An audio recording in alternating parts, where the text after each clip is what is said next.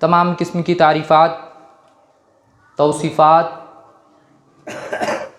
اللہ رب العالمین کے لیے لائق و زیبا ہے، جو ہمارا خالق ہے، مالک ہے، مربی و پالنہار ہے، شافی مطلق ہے، اور درود و سلام نازل ہو تمامی انبیاء کرام پر، بالخصوص ہم سب کے آخری نبی سرور کونین تاجدار مدینہ مصطفیٰ احمد مصطفیٰ محمد مصطفیٰ صلی اللہ علیہ وسلم کے ذات گرامی پر۔ مختصر مگر ضروری حمد و ثنا کے بعد سب سے پہلے میں آپ کے سامنے جس موضوع پر لب کشائی کرنی ہے اس کی وضاحت کر دیتا ہوں کہ آج کا موضوع ہے کہ ایک مومن دوسرے مومن کا آئینہ ہے، یعنی ایک مومن پر دوسرے مومن کے کیا حقوق عائد ہوتے ہیں، ان کے آپسی معاملات کیسے ہونے چاہیے، ان کے مابین جو تعلقات ہوتے ہیں، جو رشتے ہوتے ہیں وہ کیسے ہونے چاہیے۔ تو آئیے سب سے پہلے ہم اس آیت کریمہ کو دیکھیں جس کو میں نے آپ کے سامنے خطبہ مسنونہ کے بعد تلاوت کی۔ اللہ رب العالمین نے اس میں ارشاد فرمایا انما المؤمنون اخوہ، کہ تمام کے تمام مومن آپس میں بھائی بھائی ہیں، ایک دوسرے سے ان کا رشتہ اخوت کا رشتہ ہے۔ اور اللہ رب العالمین نے یہ جملہ کہہ کے پوری جنس مومن کو اخوت کے رشتے سے منسلک کر دیا، اخوت کے رشتے سے جوڑ دیا، اخوت کے رشتے میں پرو دیا۔ اور معزز سامعین اکرام، معاف کیجئے گا، یہ رشتہ کوئی اتنا کمزور رشتہ نہیں، بلکہ یہ رشتہ آپ کے حسبی رشتے سے مضبوط ہے، حسب کے رشتے سے مضبوط ہے، نسب کے رشتے سے مضبوط ہے، آپ کے خون کے رشتے سے مضبوط ہے، آپ کے خاندانی رشتے سے مضبوط ہے۔ آپ دیکھیں، اگر آپ کو یہ رشتے کو سمجھنا ہے تو آپ کو حضرت ابوبکر صدیق کے واقعے کو پڑھنا ہوگا، آپ کو دیکھنا ہوگا ان کے بیٹے عبد الرحمن رضی اللہ تعالی عنہ کے واقعے کو، کہ جب حضرت ابوبکر صدیق رضی اللہ تعالی عنہ نے اسلام قبول کر لیا، ابھی ان کے بیٹے عبد الرحمن مشرف بالاسلام نہ ہوئے تھے، ابھی انہوں نے اسلام قبول نہ کیا تھا۔ اسی دوران مسلمانوں اور کافروں کے مابین جنگ چھڑ گئی، ایک طرف حضرت ابوبکر صدیق ہیں تو دوسری طرف ان کے بیٹے عبد الرحمن ہیں، دونوں کا آمنا سامنا ہے، دونوں کا مقابلہ ہے۔ اب جب مسلمانوں کی فوج سے حضرت ابوبکر صدیق نکلے تو کافروں کی فوج سے ان کے بیٹے عبد الرحمن نکلے۔ جب جنگ نے طول پکڑ لی، جب دونوں کا آمنا سامنا ہوا تو ایک دفعہ حضرت ابوبکر صدیق رضی اللہ تعالی عنہ کی گردن ان کے بیٹے عبد الرحمن کی تلوار کے سائے میں آ گئی، تلوار کے نیچے آ گئی، لیکن انہوں نے یہ سوچا، یہ محسوس کیا، آخر ہے تو یہ میرا باپ، آخر اس کے میرے جسم کے اندر اگر خون کسی کا ہے تو میرے باپ ابوبکر صدیق کا ہے، اگر میری رگوں میں دوڑنے والا خون ابوبکر صدیق کا ہے تو بتاؤ میں اپنے ہاتھ سے اس کا قتل کیسے کر سکتا ہوں۔ لیکن بعد میں چل کے جب ان کے بیٹے عبد الرحمن نے اسلام قبول کر لیا، مشرف بالاسلام ہو گئے، تو ایک موقع پر وہ اپنے والد گرامی کے ساتھ تشریف فرما تھے، اسی جنگ کا واقعہ چھڑا اور کہنے لگے اے ابا جان، فلا جنگ میں آپ کی گردن میری تلوار کے سائے پر تھی، لیکن میں نے یہ سوچتے ہوئے چھوڑ دیا، آخر میری رگوں میں میرے باپ ابوبکر صدیق کا خون دوڑ رہا ہے۔ فوراً ابوبکر صدیق پر انگیختہ ہو گئے، غصے سے بڑھ گئے، غضبناک ہو گئے اور کہا اے میرے بیٹے عبد الرحمن سن، اگر اس موقع پر اگر تیری گردن میری تلوار کے نیچے آئی ہوتی تو تیری گردن کو میں تیرے تن سے جدا کر دیتا، کیونکہ ایمان کا رشتہ اتنا کمزور نہیں کہ اس کی وجہ سے میں تیری جان کو محفوظ کر لوں، بلکہ یہ حسب کے رشتے سے مضبوط ہے، نسب کے رشتے سے مضبوط ہے، خاندانی رشتے سے مضبوط ہے، خون کے رشتے سے مضبوط ہے۔ اگر آپ کو دیکھنا ہے تو ایک مرتبہ نوح علیہ السلام کے واقعے کو دیکھیں کہ ان کا بیٹا کنعان مشرف بالاسلام نہیں ہوا، لیکن جب وہ طوفان کی زد میں آ گیا، طوفان کا شکار ہو گیا، تو ان کے باپ، اس کے باپ نوح علیہ السلام، کیونکہ باپ ہیں، بچے کی فطری محبت ہوتی ہے، دیکھا کہ میرا بیٹا طوفان کی زد میں ہے، طوفان کا شکار تیار ہے اپنی کشتی کو اپنے بیٹے کی طرف روانہ کرتے ہیں اور ہاتھ اٹھاتے ہیں اللہ رب العالمین کے سامنے اور کہتے ہیں انہو من اہلی، اے اللہ یہ میرے اہل میں سے ہے، اے اللہ یہ میرا بیٹا ہے۔ فوراً اللہ جواب دیتا ہے انہو لیس من اہلک، وہ تیرے اہل میں سے نہیں ہے، وہ تیرے ایمانی رشتے میں سے نہیں ہے، بلکہ انہو عمل غیر صالح، اس کے اعمال تو کافرانہ اعمال ہیں، اس کا طرز زندگی تو مشرکانہ طرز زندگی ہے، اس کے اعمال مومنانہ اعمال نہیں ہے، اس وجہ سے وہ تیرے اہل میں سے نہیں ہو سکتا۔ معزز سامعین اکرام، خود جناب محمد رسول اللہ صلی اللہ علیہ وسلم نے اس کو سمجھانے کے لیے، اس رشتے کو سمجھانے کے لیے، اس اخوت کے رشتے کو سمجھانے کے لیے کئی مثالیں پیش کی۔ کہیں کہا المؤمن للمؤمن کالبنیان یشد بعضہ بعضا، کہا کہ مومن کی مثال ایک دوسرے کے ساتھ ایسی ہونی چاہیے جیسا رشتہ عمارت میں لگی اینٹ کا ہوتا ہے، وہ ایک دوسرے سے جڑی رہتی ہے، ایسا رشتہ مومنوں کا ہونا چاہیے۔ کہیں اللہ کے رسول نے امت کو اس رشتے کی اہمیت کو سمجھانے کے لیے کہا مثل المؤمنین فی توادہم وتراحمہم وتعاطفہم مثل الجسد الواحد اذا اشتکى منہ تداعى له سائر الجسد بالسہر والہمہ، کہا مومن کی مثال ایک دوسرے کے ساتھ تو ایسی ہونی چاہیے، ایک دوسرے کے ساتھ اس کے معاملات ایسے ہونے چاہیے جیسا کہ ایک جسم کے مانند اگر اس کے کسی جسم میں، اگر کسی جسم کے حصے میں اگر تکلیف پہنچتی ہے، پورا جسم اسے برداشت کرتا ہے، پورا جسم اس کو محسوس کرتا ہے۔ یہ معاملہ ایک دوسرے مومن کا ہونا چاہیے، لیکن اللہ رب العالمین کو اندیشہ تھا کہ اتنی مضبوطی کے باوجود، اس رشتے کی اہمیت کے باوجود ہو سکتا ہے کہ دو لوگوں کے مابین رنجشیں ہو جائیں، ہو سکتا ہے کہ دو لوگوں کے مابین عداوتیں ہو جائیں، ہو سکتا ہے کہ دو لوگوں کے مابین میں نفرتیں فروغ پائیں۔ اس کے بعد اللہ رب العالمین نے اسی ٹکڑے کو ارشاد فرما کے ان کی اصلاح کا ضامن لیا اور کہا وَأَصْلِحُوا بَيْنَ أَخَوَيْكُمْ، اگر ان کے مابین رنجشیں ہو جائیں، اگر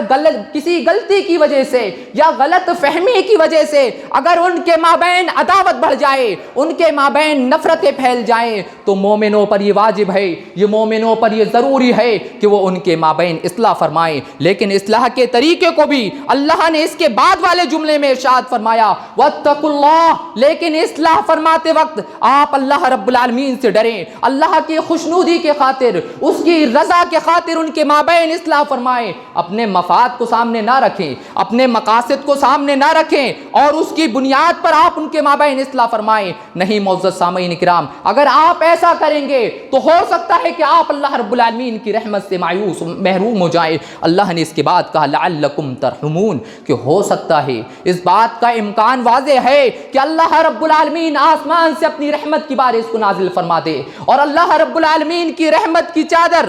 آپ کو اپنے آغوش میں لے لے۔ اور معزز سامعین کرام، آج ہم محتاج ہیں، اللہ رب العالمین کی رحمت کے محتاج ہیں، ہم بے بسی کے عالم میں زندگی گزار رہے ہیں، بے کسی کی عالم میں زندگی گزار رہے ہیں۔ اگر ہمیں اللہ کی رحمت مطلوب ہے، اگر ہم چاہتے ہیں کہ اللہ کی رحمت ہم پر ہو، تو ہمیں ان ارکان کو اپنانا ہوگا، لوگوں کے مابین اخوت والے رشتے کو اپنانا ہوگا۔ اگر رنجشیں عداوتیں ان کے مابین ہو جائیں تو آپ کو ان کے مابین اصلاح کرانا ہوگا، اور اصلاح کراتے ٹائم آپ کو صرف اللہ کی خوشنودی کے لیے، اس کے اللہ کے واسطے ان کے مابین اصلاح کرانا ہوگا۔ اور خود جناب محمد رسول اللہ صلی اللہ علیہ وسلم نے اس رشتے کی مضبوطی کے لیے اور ہمیشہ قائم رہنے کے لیے کئی مثالوں سے سمجھایا، کئی اصول فراہم کیے۔ کہیں اللہ رب العالمین نے کہا کہ لوگوں سنو، المؤمن مرآۃ المؤمن، کہ ایک مومن دوسرے مومن کا آئینہ ہے۔ کبھی آپ نے غور کیا کہ پوری جنسیت مومن کو اللہ رب العالمین نے ایک آئینے سے تشبیہ دے دی، اور ایک مومن کا رشتہ دوسرے مومن سے اللہ کے رسول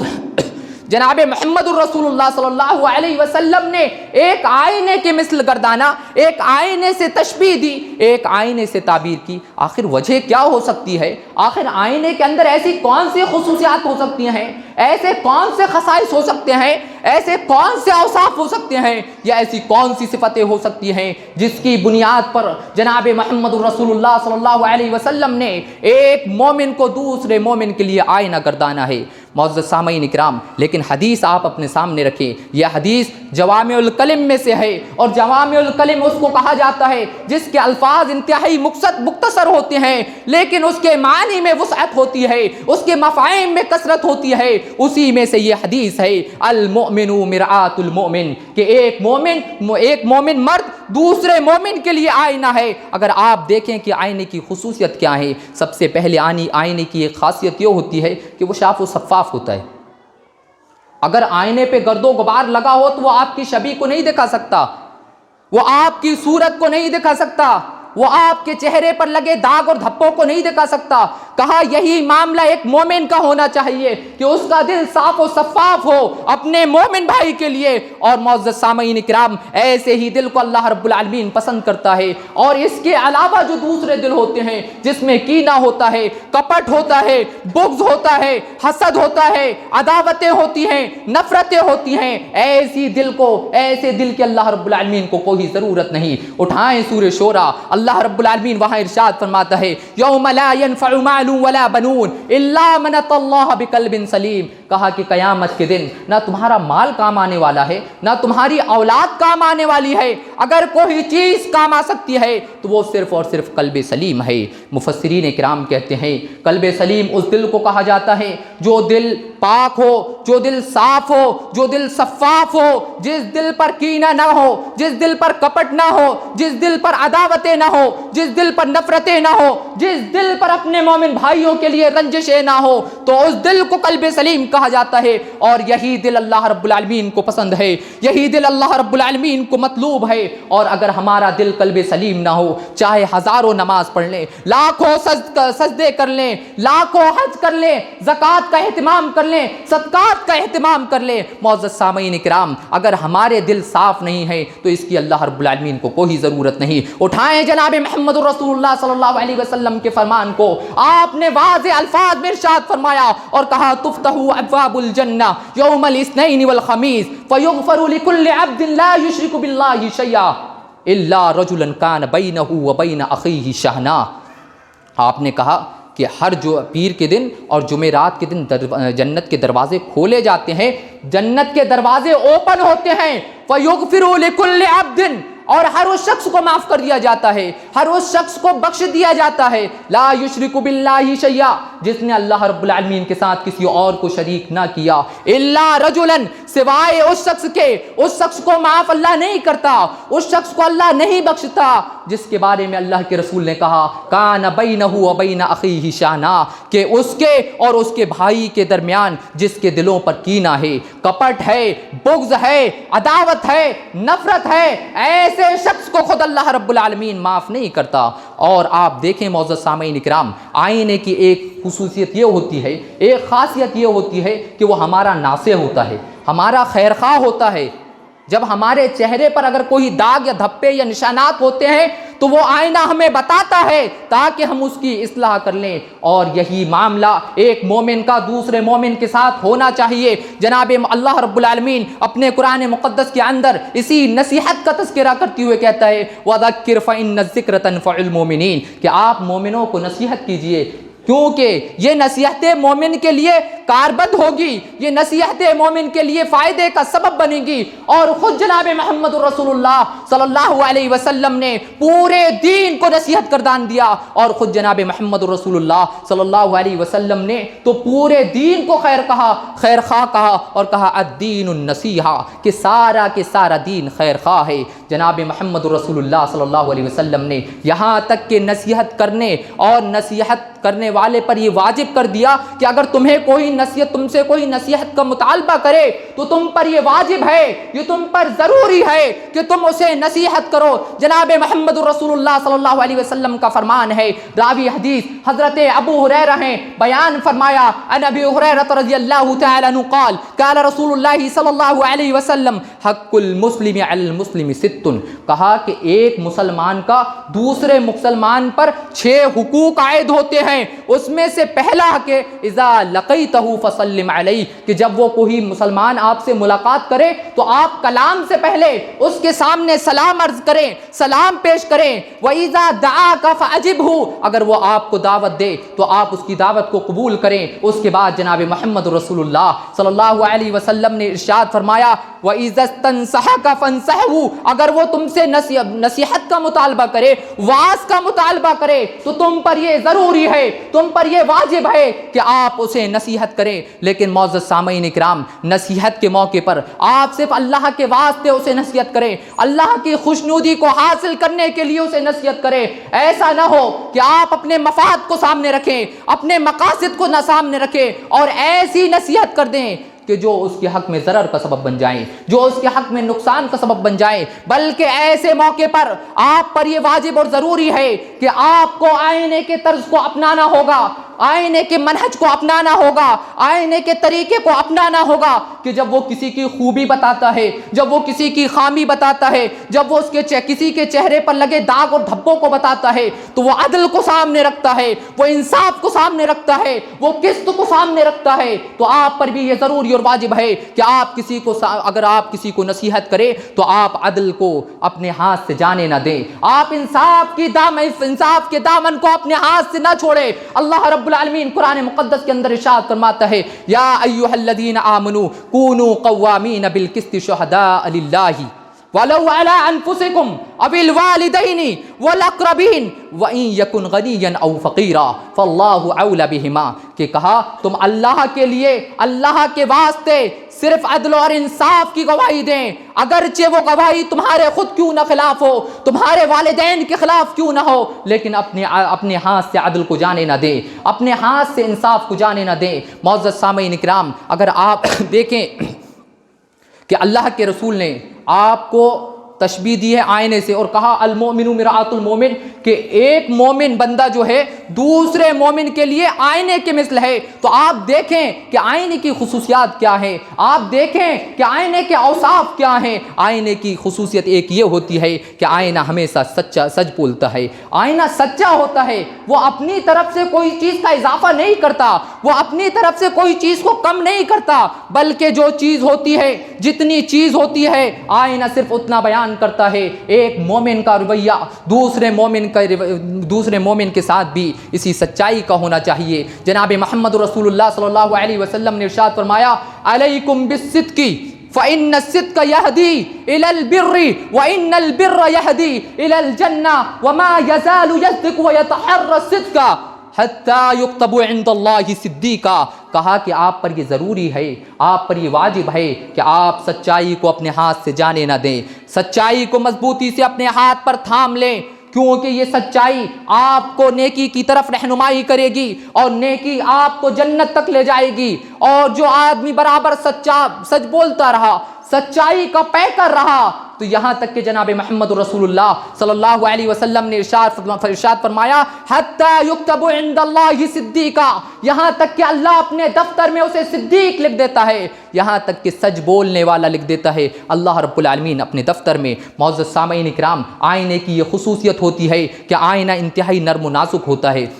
ذرا سی چوٹ لگنے سے وہ چکنا چور ہو جاتا ہے، اس کے شیشے ذروں میں بڑھ جاتے ہیں، اس کے شیشے قطروں میں بڑھ جاتے ہیں۔ ایک مومن کا معاملہ دوسرے مومن کے ساتھ، ایک مومن کا رویہ دوسرے مومن کے ساتھ اسی نرمی کا ہونا چاہیے، اور اس نرمی کی اہمیت کا اندازہ معزز سامعین کرام آپ خود اللہ رب العالمین کے کلام سے لگا سکتے ہیں کہ جب اللہ رب العالمین نے انبیاء کرام کو اسلام کے سب سے بڑے دشمن، اسلام کے سب سے بڑے ظالم، اسلام کے سب سے بڑے باغی کے پاس بھیجا تو سب سے پہلے یہی تلقین کی کہ جب آپ اس سے ہم کلام ہو تو نرمی کا اظہار کریں، اٹھائیں قرآن کو۔ اللہ رب العالمین سورہ طٰہٰ میں کہتا ہے اذهب الى فرعون انه طغى، کہ ہم نے موسیٰ کو فرعون کی طرف بھیجا، ہم نے ہارون علیہ السلام کو فرعون کی طرف بھیجا، انه طغى، کیونکہ وہ سرکش تھا، وہ باغی تھا، لیکن ہم نے اسے اس بات کی تلقین کی فقول له قولا لینا، کہ جب آپ اس کے پاس جائیں، اگر جب آپ کا اس سے آمنا سامنا ہو تو آپ نرمی کے ساتھ کلام اس سے کرنا، ہو سکتا ہے لعلہ یتذکر او یخشی، ہو سکتا ہے کہ وہ آپ کی بات کو مان لے، یا ہو سکتا ہے کہ وہ آپ کی باتوں سے ڈر جائے۔ اور معزز سامعین کرام، خود جناب محمد رسول صلی اللہ علیہ وسلم نے ارشاد فرمایا، راوی حدیث حضرت عائشہ ہیں، کہا ان اللہ یحب الرفق فی الامر کلی، کہ اللہ رب العالمین تو ہر معاملوں میں رفق کو پسند کرتا ہے، اللہ رب العالمین ہر مسائل میں، ہر معاملات میں نرمی کو پسند کرتا ہے۔ اور ایک دوسری حدیث میں جناب محمد رسول اللہ صلی اللہ علیہ وسلم نے خیر کو رفق پر موقوف کر دیا، نرمی پر موقوف کر دیا، جس کے راوی حدیث جریر بن عبداللہ البجلی ہیں۔ بیان فرمایا کہ جناب محمد رسول اللہ صلی اللہ علیہ وسلم بیان فرماتے ہیں، من حرم الرفق حرم الخیر، جسے نرمی سے محروم کر دیا گیا گویا اسے خیر سے محروم کر دیا گیا۔ یعنی جس کے اندر نرمی نہ ہو تو وہ امکان نہ لگائے کہ میرے اندر کوئی خیر موجود ہے، کیونکہ نرمی یہ میزان ہے اور خیر اس کا موزون ہے، اگر میزان نہ رہے تو موزون کی کوئی حیثیت نہیں رہ جاتی ہے۔ اور معزز سامعین کرام، آئینے کی ایک خصوصیت یہ ہوتی ہے کہ آئینہ آپ کی کمی صرف آپ سے بیان کرتا ہے۔ آئینے کی یہ خاصیت یہ ہوتی ہے کہ آئینہ جب آپ کی کمی کو، آپ کی کوتاہیوں کو، آپ کی خطاؤں کو، آپ کی غلطیوں کو، آپ کے نشان کو بیان کرتا ہے تو وہ صرف آپ سے بیان کرتا ہے۔ وہ کسی چوراہوں پر جا کر، وہ کسی راستوں پر جا کر، وہ حلقے قائم کر کے، وہ مجمع قائم کر کے وہاں پر آپ کی غلطیوں کو بیان نہیں کرتا، وہاں آپ کے نشانات کو، آپ کے نشانات کا اظہار نہیں کرتا، بلکہ آئینہ اگر آپ کے دھبوں کو اور آپ کی غلطی کو بتاتا ہے تو صرف آپ سے بتاتا ہے۔ یہی معاملہ ایک مومن کا دوسرے مومن کے ساتھ ہونا چاہیے۔ آپ اس کی خطاؤں کو کسی مجمع میں جا کر یا اس کی پیٹھ کے پیچھے جا کر بیان نہ کریں۔ معزز سامعین کرام، یہی غیبت ہے جس کے بارے میں جناب محمد رسول اللہ صلی اللہ علیہ وسلم ایک مرتبہ صحابہ سے مخاطب ہوتے ہیں اور پوچھتے ہیں، اتدرون ما الغیبہ، اے صحابہ ذرا مجھے یہ بتاؤ کہ آپ جانتے ہو غیبت کسے کہتے ہیں؟ لیکن صحابہ کے آداب میں سے یہ ادب تھا کہ اسے فوراً اللہ اور اس کے رسول کی طرف منسوب کر دیتے اور کہتے کہ اللہ اور اس کا رسول بہتر جانتا ہے۔ جناب محمد رسول اللہ صلی اللہ علیہ وسلم نے کہا، ذکرو کا اخاک بما یکرہ، کہ مانے تم اپنے بھائی کا ذکر ایسا کرو کہ جب وہ پیٹھ کے پیچھے جا کر کرو اور جب وہ سنے تو ناپسندیدگی کا اظہار کرے، اسے غیبت کہتے ہیں۔ صحابہ نے کیا کہا، اے اللہ کے رسول، ارائیت ان کان فی اخی ما اقول، اگر میں یہ بات جو کہہ رہا ہوں حقیقتاً وہ اس کے اندر موجود ہے تو اللہ کے رسول اس کے بارے میں آپ کی کیا رائے ہے؟ جناب محمد رسول اللہ صلی اللہ علیہ وسلم ارشاد فرماتے ہیں، ان کان فیہ ما تقول فقد اکتبتہ، اگر وہ چیزیں اس کے اندر موجود ہے تو گویا یہی تو غیبت ہے، اور اگر وہ چیزیں اس کے اندر موجود نہیں، وَإِن لَمْ يَكُنْ فقط بہتہ، تو نے اس پر بہتان ترازی کر دی، تو نے اس پر بہتان لگا دیا، اور بہتان کی سزا بھی اسلام میں بہت سنگین ہے۔ معزز سامعین کرام، آپ غور کریں آئینے کی اور کون سی خصوصیات ہو سکتی ہیں۔ آئینے کی ایک خصوصیت یہ ہوتی ہے کہ آپ کے داغ اور دھبوں کو تنہائی میں بیان کرتا ہے، وہ صرف آپ سے بیان کرتا ہے اور تنہائی میں بیان کرتا ہے۔ اگر کوئی دوسرا شخص اس کے پاس جاتا ہے تو وہ آپ کے رازوں کو چھپا لیتا ہے، وہ آپ کے جو نشانات ہیں اسے چھپا لیتا ہے۔ یہی طریقہ ایک مومن کا دوسرے مومن کے ساتھ ہونا چاہیے، یہی معاملہ ایک مومن کا دوسرے مومن کے ساتھ ہونا چاہیے کہ اگر کسی کو نصیحت کرے تو تنہائی میں نصیحت کرے، اگر اسے اس کی کمیوں کو بیان کرے اس کے سامنے تو تنہائی میں بیان کرے۔ اٹھائیں ابن رجب کے قول کو اور دیکھیں اپنے اسلاف کے کیا منہج تھا، اپنے اسلاف کا کیا طریقہ تھا۔ ابن رجب بیان کرتے ہیں، کان السلف اذا ارادوا نصیحت عہد وعدہ سرا، کہا کہ جب اسلاف کسی کو نصیحت کرنا چاہتے وعدہ سرا تو اسے تنہائی میں لے جا کر بیان کرتے۔ اور اتنے بڑے امام شافعی کے قول کو دیکھیں کہ امام شافعی کیا کہتے ہیں۔ امام شافعی نے کہا، تعمدنی بنصحک فی انفرادی، تعمدنی بنصحک فی انفرادی وجنبنی النصیحہ فی الجماعہ فإن النصح بین الناس نوع من توبیخ فلا ارض استماع، کہا اگر آپ کو مجھے نصیحت کرنا ہے تو تنہائی میں لے جا کے نصیحت کریں، کیونکہ میں یہ بات پسند نہیں کرتا کہ آپ مجھے بڑے مجمع میں جا کر نصیحت کریں، میرے لیے یہ مناسب نہیں ہے کہ آپ کسی اور مجمع میں جا کر وہاں مجھے اپنی خامیوں اور اپنی کوتاہیوں کا اظہار کروائیں، یہ میرے لیے درست نہیں ہے۔ کیونکہ نصیحت لوگوں کے درمیان جو کی جاتی ہیں وہ توبیخ کے قبیل سے ہوتی ہیں، وہ ڈانٹنے کے قبیل سے ہوتی ہیں۔ امام شافعی کہہ رہے ہیں، میں نہیں کہہ رہا ہوں معزز سامعین کرام، یہ ان کے الفاظ ہیں، من التوبیخ، یہ توبیخ کے قبیل سے ہیں، زجر و توبیخ کے قبیل سے ہیں، ڈانٹنے کے قبیل سے ہیں۔ اس لیے جب آپ کو مجھے نصیحت کرنا ہو تو کسی تنہائی میں لے جا کے آپ مجھے نصیحت کریں۔ لیکن معزز سامعین کرام، آئینے کی ایک خصوصیت اور ہوتی ہے، اور وہ یہ خصوصیت ہوتی ہے کہ آئینہ آپ کی کمی کے ساتھ ساتھ آپ کی خوبیوں کو بھی بیان کرتا ہے۔ ایسا نہ ہو کہ اگر ہم ایک مومن کا معاملہ بھی بالکل یہی ہونا چاہیے کہ اگر وہ کسی مومن کو اگر نصیحت کرے، وصیحت کرے، اگر کسی چیز کی تلقین دے تو اس کی خامیوں کے ساتھ ساتھ اس کی خوبیوں کو بھی گنائے۔ ہو سکتا ہے کہ اس کے یہ گنانے کی وجہ سے اسے ہمت مل جائے، اس کے حوصلہ افزائی ہو جائے۔ معزز سامعین کرام، اور میں یہ کہتا ہوں کہ آپ اس کی کوتاہیوں پر نہ پڑیں، آپ اس کی خامیوں کو نہ دیکھیں، بلکہ آپ اس کی خوبیوں کو دیکھیں کہ اس کے اندر کون سی خوبی ہے اور اس کا اس سے ذکر کریں۔ معزز سامعین کرام، اگر اس کے لیے آپ دلیل چاہتے ہیں تو آپ ایک مرتبہ حاتم بن ابی بلتہ کا واقعہ اٹھائیں کہ جنہوں نے جاسوسی کی تھی اور اللہ کے رسول کے بھیدوں کو، اللہ کے رسول کے رازوں کو خبر گیری کر کے مکہ کے مشرکین تک پہنچایا تھا۔ یہ جب ماجرا ہو گیا تو اس کے بعد حضرت عمر نے دیکھا کہ حاتم بن ابی بلتہ نے تو ہمارے بلاد کی، ہمارے جگہ کی خبر مکہ کے مشرکینوں تک دی اور جناب محمد رسول اللہ صلی اللہ علیہ وسلم کے پیرو پیکنڈے کو بتایا۔ جناب محمد رسول اللہ صلی اللہ علیہ وسلم کے منصوبے کی خبر مکہ کے مشرکین کو دی۔ حضرت عمر برانگیختہ ہو گئے، غضبناک ہو گئے سننے کے بعد، اور کہنے لگے یا رسول اللہ دعنی اضربوا کا هذا المنافق، اللہ کے رسول مجھے صرف ایک بار اجازت دے دیجئے، میں اس منافق کی گردن کاٹ دوں گا، اس منافق کی گردن کو الگ کر دوں گا اس کے جسم سے۔ جناب محمد رسول اللہ صلی اللہ علیہ وسلم نے کہا شہید بدرن، کہ وہ بدر کے میدان میں شریک تھا، اور اس کے بعد اللہ رب العالمین نے کیونکہ ان کے تعلق سے کہا اعملوا ما شئتم فقد غفرت لکم، کہ جاؤ تم جو چاہو کرنا چاہتے ہو کرو، میں نے تمہیں معاف کر دیا ہے۔ تو اللہ کے رسول، حالانکہ جو حضرت عمر تھے وہ اپنے قول پر اٹل تھے،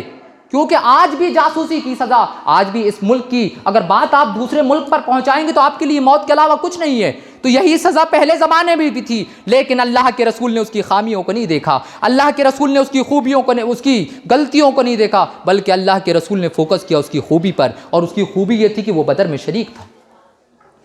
اور معزز سامعین کرام، آئینے کی ایک خصوصیت یہ بھی ہوتی ہے کہ آئینہ صرف ظاہر کا مکلف ہوتا ہے،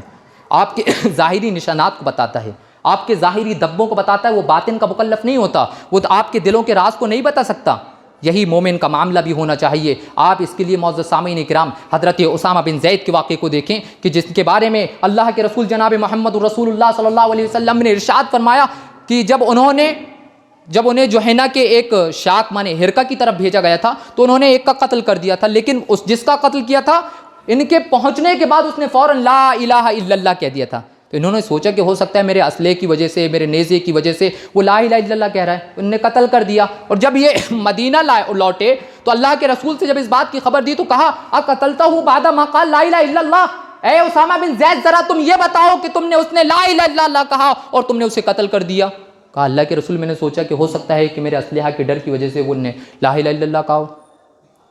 اللہ کے رسول بار بار یہ جملہ